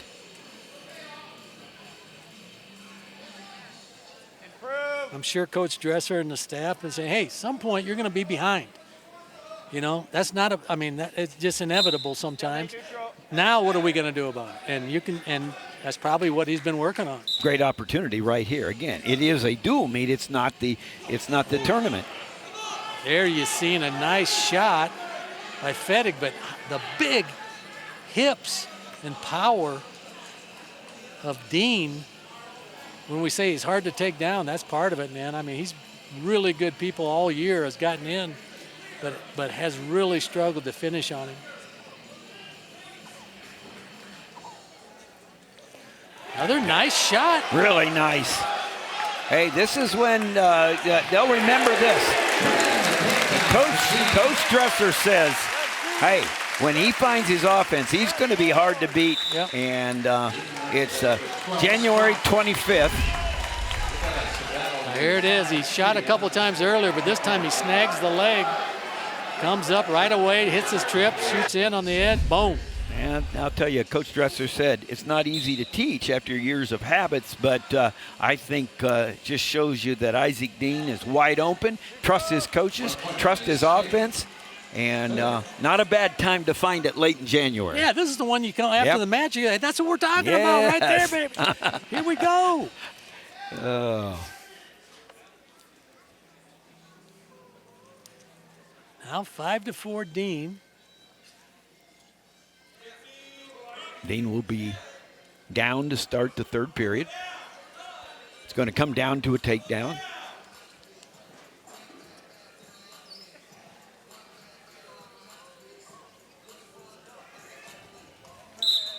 Green choice third. And it's a period 5-4. It's a tight one. Green select bottom position. Green set. Red cover. Fettig on the underneath. Escape will tie it up. We're all tied up. The only difference right now between their last match a year ago when Dean was with Ryder is it was no takedowns, all regulation. And this time there's 5 points apiece put up. Each have a takedown. And more likely than not, a takedown's going to make the difference, whether it's in the next minute and a half or two more in sudden victory. Nice shot by Dean. Oh, Same man. shot. You know that he's had some reps in the room with that one, Big Coach. time. And he's got to it twice. It's the second one. This time Fettig does the splits. Fights off. He's trying to fight off the single. So far he has. He's on the floor. Yep, you got to stop it when it's on the floor. His knee was on the floor, and they called stalling for fleeing there, or stalling on Fettig. But I think the brick that was thrown by the coaching staff is a good one, especially it's 184 pounds. Also, did he have that ankle before any part of Fettig went off onto the gym floor? Right. And I think there's a case to be made. I think there's a case to be made that he had that ankle and that might be overturned as well. That's a second nice single shot that Dean got in on and was scored on one, and we'll see if this counts as score or not. Yeah, if you're the Cyclone coaching staff, you got to be pretty excited if, as you see pieces come together and already a really good team, a team that could, there's not a weight class that they have that couldn't be on the podium. And so Dean, who's already tough to beat, get an offense going because that outside, to his left, that outside single, pretty lethal there. He got to it pretty easy a couple of times. Yeah, early in the match he shot it, but he didn't penetrate. Right. These last two, he was right there. And then immediately elevates and right to the feet. Gives himself a chance to score. Talk about 184. Holy cow. What a 184. You got Sinclair from Missouri. You got McAnally from Minnesota. Number one right now is Rocco Welsh out of Penn State. He's undefeated. And Ferrari call from on the mat of no takedown is upheld. However, the call is being changed because we're out of bounds at 115 rather than 113. So Iowa State will retain their brick. We are taking off the stalling against green and going action out of bounds. Okay? So they uphold no takedown, and they take away the stall call on Fettig because he went out of bounds before they called the stall call. And so they give the brick back. It's yeah. Here you go, the replay here. Watch the left. Doesn't get it right here, but right there, he does a really nice job of hooking in that ankle. And I think that it could have been called a takedown, but they did not. They uphold no takedown. Out of bounds. It went from 112 to out of bounds on the gym floor at 115. The stall call is taken away to an action call. We are still neutral. Neither wrestler has a stalling warning. Yeah, the crowd doesn't like that one, Jim. They're into it. It's a very, very knowledgeable crowd from old to young. Everybody's grown up. You're born into wrestling when you're in Humboldt, Iowa, and the surrounding areas. Well, now here we are. A minute left, third period, 5-5, dead even. Both guys have had a takedown, but Dean's not wondering anymore if he can. Yeah, he knows he can get to it. Dean trying to keep the Cyclone streak going since halftime. 165, 174 victories for the Cyclones. They're out front 18-7. Hard-fought duel with the South Dakota State Jackrabbits. There's that single. Gets in again. Coming out the outside. Oh. 25 seconds left. Dean trying to sit his leg out, or he does. He does. He comes around. Whoa, it's almost a fall. Fettig gets the leg, scramble. Oh, now he's big scramble here. Oh, no defensive points. Fettig hanging on for dear life here, and time runs out. Wow. They go to sudden victory. Woo. Yeah, that's a good scramble by Fettig to save the takedown. Three shots close. that Dean has gotten to the leg. The last 3 shots in a row. And there Fettig takes one. Then nothing doing. Oh, nice shot. Really great effort by Dean. Talk about kind of a misdirection. A change. He steps over. Very offensive. He's trying to get that right arm through. Fettig locking up. He does get his hand through. Fettig trying to come up on top and leg, but nothing going. He gets the 3. Isaac Dean. He earned it. He earned it. Isaac Dean has to be real excited, but not as excited perhaps as his coaches are for the way he came back, put that offense together. The crowd loves it. Big win for the Cyclones. Here it is. Here's the scramble here, and that's the end. Overtime takedown. Good effort by Fettig. The Dean was just a little too much at the end.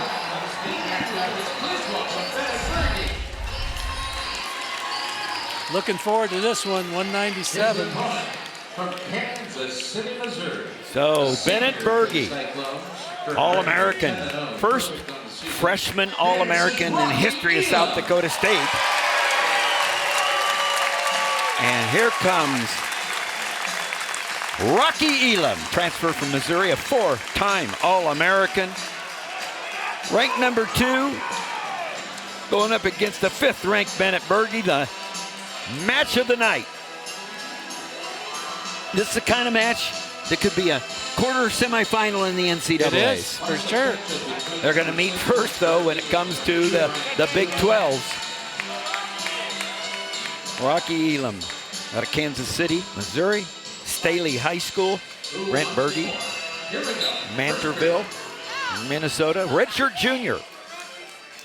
Who's a 5-time state champion. Shot by Elam right off the gate. Nice. Drags in for the takedown.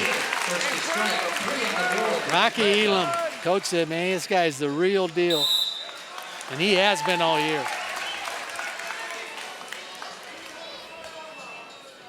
Green set. Man, his long arms. He's undone by nothing. I'll tell you, he's seen it all, Rocky Elam. He is unfazed. Probably the best wrestler on the team. Red 1. 3 surgeries, overcome a lot of adversity. Issue with his back and his knee. Like I said, a 4-time All-American at Missouri. Holy cow. Had another year of eligibility. The last of the COVID year, guys. Medical redshirt last year. He did not wrestle at the second half of the season last year due to injury. Red cover. You know, one thing I noticed, Jim, he's always matched or bettered his NCAA seed. Wow. Has always matched or bettered his NCAA seed in his 4 All-American. Red 1. Pretty amazing to be a 4-time All-American. Now, hey, you got another chance. You got another shot at it. Yeah, and you know what? He's not wanting anything except the top of the podium, and that would be big for the Cyclones. He's been at the top of the podium in everything. 2-time state champion, Big 12 champ, a MAC conference champ, junior world champ. But I think he almost traded all for an NCAA title. I'm not kidding. Green set, red cover. His brother Zach was a heavyweight, 2-time All-American, teammate of his at Missouri. Redwood. Bergie's brother Brady is an assistant coach, the head coach of the RTC, the Regional Training Center. He wrestled for Penn State, his 2-time national qualifier. You know, Bergie, he went up a weight. He was 84, goes up to 97. Coach said, really thinks it was a good move. 2024 All-American at 84. Got a world silver in U20s. He actually excels more at freestyle. You have people like Tanner Sloan in the room for a few, your first few years, you're going to get better. Tanner Sloan. Couple-time All-American for there. South Dakota State. Red 1, red 2.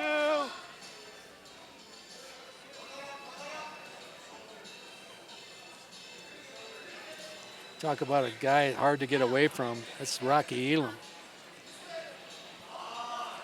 Both these guys have shown a lot of moxie in their career. Both have been good, successful backside. Bergie, when he got fourth, he won 6 in a row to get back on the backside, and Elam has had to do the same thing. Neither of them would choose to be there, but if you're there, that's where the guts and gumption and grit comes in. Yeah, it is, man. Mad respect, guys that can do that. That's a one time, match at a time. Here's the next match. One. There's the next one. Yeah. And usually they're real close. It's not unheard of that those kind of streaks, you win one overtime after another overtime. Stall warning red. Work for turns and falls. Turns and falls. Elam gets a stall call. He's got 2 minutes and 14 seconds riding time. 38 seconds left in the first. Green set, red cover. Red 1. 2 of the best in the country. Number 2 versus number 5 at 197. Right here in the Humboldt High School Gymnasium in Humboldt, Iowa. Red 1. Hometown of the head coach, Kevin Dresser of Iowa State.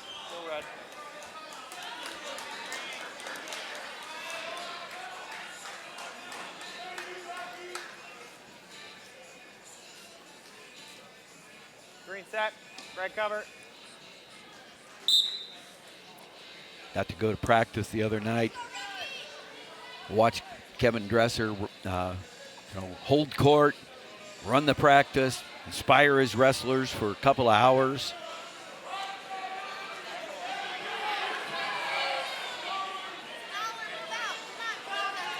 Well, they got a ride out first period, man. That's a long ride out. 2 minutes and 49 seconds. Ride out in first period. Green to first choice to third. Red selects bottom. Guys, bring it in. Bergie deferred, and Rocky Elam chooses down to begin the second period. Red set, green cover. Elam up to his feet.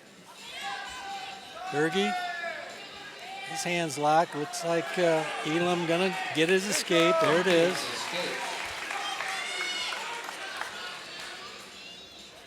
.40.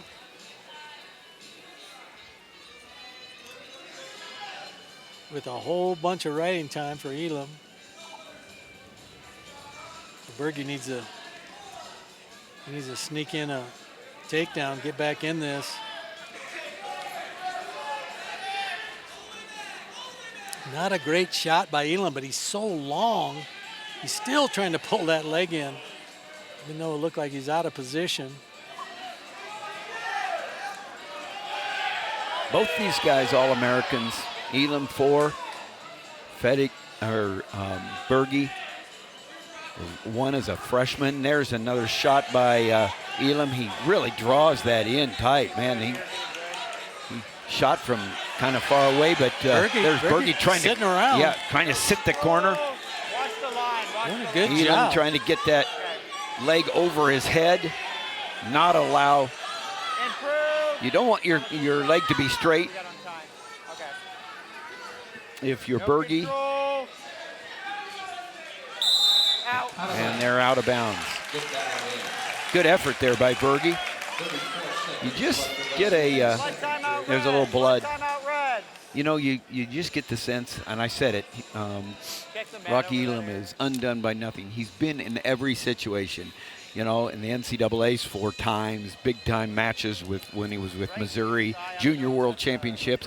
This environment here is a new environment, and one could get nervous, intimidated by it. The crowd is on top of you, but he's unfazed. He is unfazed, and even every time there's a break, he just casually walking back to the middle, you know, taking his time, and then when the whistle blows, boom, he's on it. Ready? Ready, got a caution and a stall warning. 34 seconds left, second period.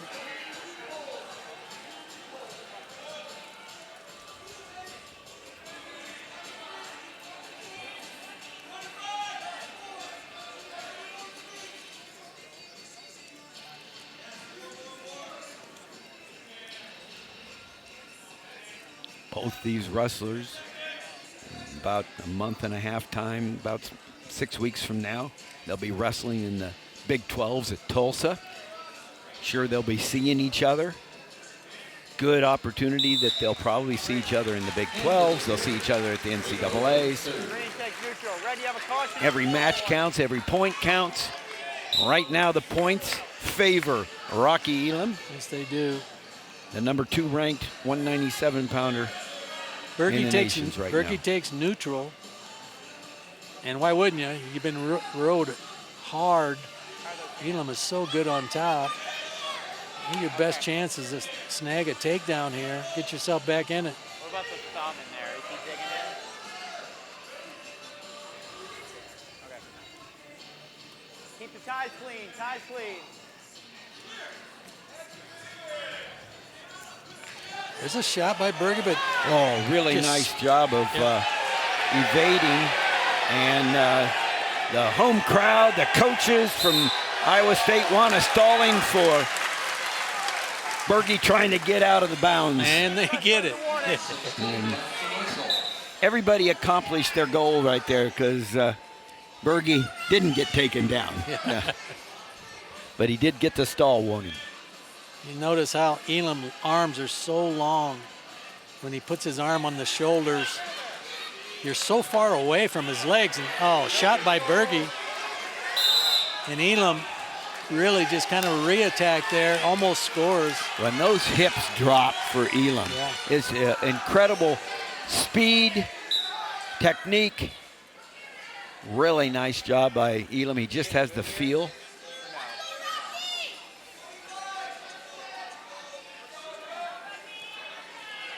Just a little earlier, Bergie was in on a close shot, and I was also. Look at Elam's arms, just push him away. And he's strong too. I mean, he used his arms to lift up Bergie and make sure he didn't get in any tighter. So you got the quickness, you got the strength, you got the savvy, you got everything going for you as Rocky Elam protecting a 4-0 lead with 15 seconds left. Bergie trying everything he can to get through the head-hands defense. It's just not going to happen tonight. Red, 1 green. Gets to the leg, but time's going to run out. And a nice victory the crowd appreciates. Their first look at Rocky here in Humboldt. Rocky appreciates them. And it's a win for Rocky Elam, 3 more points on the board, 21-7 as we head into 285. Next up, ladies and gentlemen. That was impressive. Iowa State has 3 native Cubans on its roster. Anthony Echemendia, Younger Bastida, and Osmani Diverson. Echemendia and Bastida, who won Big 12 titles in 2024, trained together from ages 9 to 18 and recreated a childhood photo as Cyclones. That's really cool.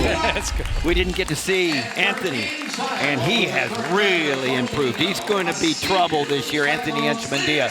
And then talk about the number 1 ranked heavyweight, 285 in America. Younger Bastida had to sit out last year because of injury. Goes up against ranked Luke Rasmussen. Always game, Luke Rasmussen. Had a big win in the Minnesota meet for the win that South Dakota had over Minnesota. Rasmussen, a junior, ranked number 24 out of Brookings, South Dakota. He's not your typical heavyweight, Rasmussen. I mean, he needs to get on top. He's really good on top. But Bastida is so good on his feet. That might be a tough chore. How good is he on his feet? I mean, with the number, he's probably had in his career over 100 takedowns, and that just doesn't happen as a heavyweight. Well, we're going to see some right here, I think.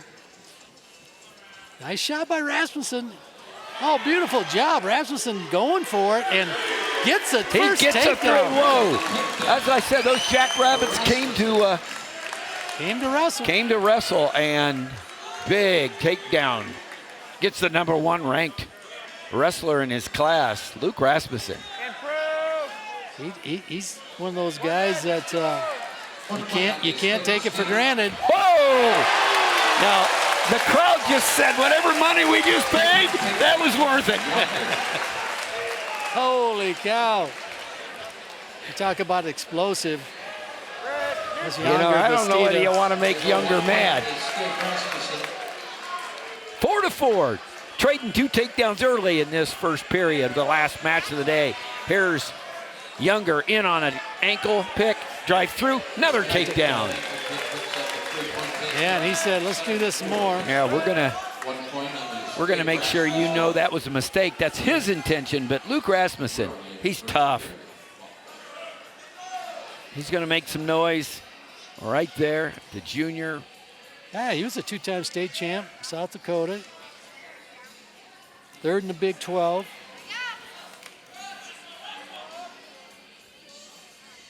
Younger, an All-American in 23. Already showed us a couple of his shots. He has shots from both sides. And his ability to lift was already shown to the entire crowd to their delight. Another takedown. 10-5. We only 2 minutes into the match, and we have had some fireworks. Started out with Luke Rasmussen surprising Bastida with a nice takedown, and Bastida answering with 3 more takedowns. Here's Rasmussen's takedown. Nice job. Drove through the hips really nice, and then found that far knee, but oh, there's the answer. Yes, sir. That is an answer. And here he goes. Snap down, go behind. Just like that. 13-6. Let's try that again. I saw him look over at Coach Dresser and said, Coach Dresser said, okay, just keep him down. Bastida says, no, I want another. I'm having fun out here. 23 seconds left in the first. How much fun as a coach to have a 285-pounder like Younger Bastida. Wrestles like a 174-pounder. Well, you know, you always want a good closer, too. Having the best guy, the number 1 ranked guy in the nation, your last match, that's always nice to have that in your back pocket. Bastida, part of the Cuban early in his life, their national program. Not a lot of folk style reps, and so he can get her done on the feet, but that's where he's going to stay because he can dominate. Yeah, he's came into his own this year, big time. He's gotten better every year, but this year he's just really solid in almost every aspect. He doesn't like to ride much, but hasn't had to. Another takedown by Bastida. Just lowered his level, tacked the hips, went around. Like Luke Rasmussen, couple-time qualifier, redshirt junior. Actually has a victory over Lance Runyon last year, NCAAs, and Lance Runyon's the strength coach now. Yes, he is, at Iowa State. At Iowa State for the Cyclones after a great career at UNI under Doug Schwab. Wonderful young man who is now in charge of the strength training, coaching these guys in this area of their life.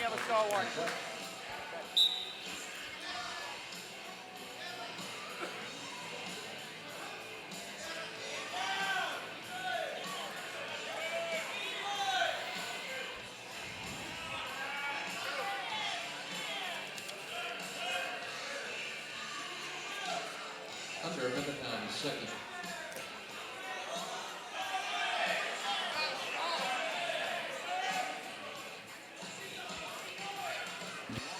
Also reminding that after college wrestling is the state high school boys and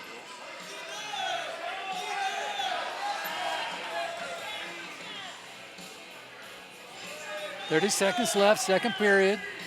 16-8, younger Bastida.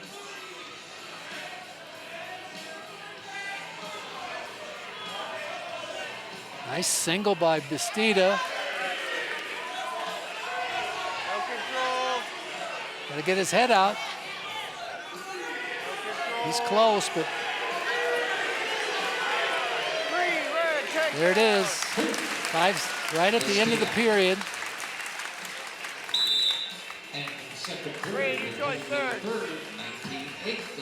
I got a feeling younger Bastida going to be taking a lot of pictures and signing autographs after this meet. What do you got, Green? Top. Green takes top. Green, you have a stall warning, okay? Wait for me, Green. What do you say, wrestling fans? Make a little noise for these boys out here today. Putting on a shot. Here's where Rasmussen won to be in the match, on top.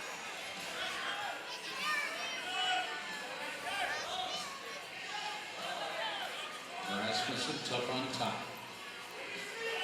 He likes that claw ride, but Bastida. Greg, you locked underneath. Rasmussen gets penalized for locked hands. Locked hands. Rasmussen. 20-8. Set. Cover.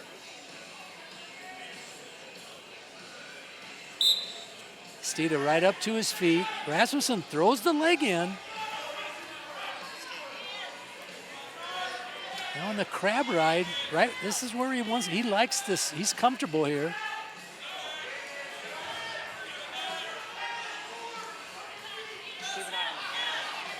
Doing a good job. Bastida getting a little bit better position. Nice job by Bastida. Green, you're in control. Still Green. And let's sit out now into the takedown scenario. 22-8. That was a reversal. So we're talking 14-point lead. Bastida going to go neutral. 22-9. Another takedown will finish it off. Green, you have a stall warning. A technical violation. 1 minute left on the clock. Right time not an issue.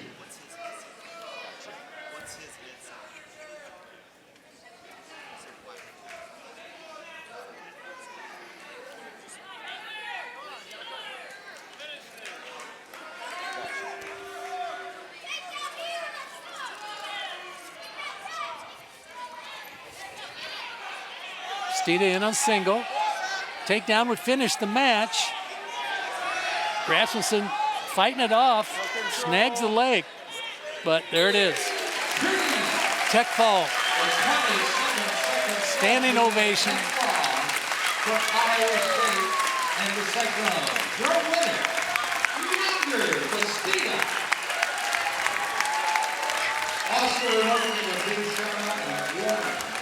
applause to Damian Hahn, Simons, Caldwell, Carlson, and the South Dakota State Jackrabbits. Your winners in today's matchup, 29-7, Kevin Dresser and the Cyclones of Iowa State. Here's last takedown, finished the match. Bastida in on the single and just breaks the grip and gets the final takedown to end the meet with a tech fall. 29-7 final score, Iowa State. Now you know what happens when younger Bastida gets surprised early. Final score, Iowa State 29-7. Hold on here. We're going to be joined by the head coach of the Iowa State Cyclones, Kevin Dresser. And I think that we've got him right about now. Coach, what an atmosphere. Talk to me about the atmosphere here in Humboldt High School. Well, it's Wildcat country, baby. It's Wildcat country. So they came out today, man. You had to crank. I looked in here about 20 minutes before, and there was no seats, and there was a bunch of people out in the lobby, and I said, well, you're all going to have to figure it out. But what about your performance tonight? How'd you feel, Coach? I thought there was a lot of good things, you know. Obviously, we had a couple guys we didn't have at 141 and 157. Some young guys that got some experience, but, you know, I felt like our starters across the board. We talk a lot about going out and getting after guys and scoring points and entertaining, and I thought we did a good job of entertaining. Well, Coach, we love having Iowa PBS up here. It was a tremendous event. Thank you for the opportunity and great win. Thanks a lot, Coach. Yep, thanks for being here, gang. Ladies and gentlemen, for Kevin Dresser. Up next, we will come back. Luther College and Central College. Iowa PBS, college wrestling.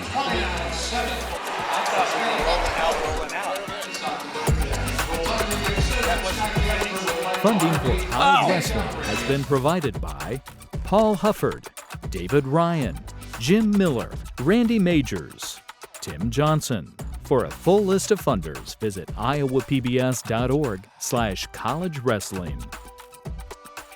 And by Friends, the Iowa PBS Foundation, as well as generations of families and friends who feel passionate about the programs they watch on Iowa PBS.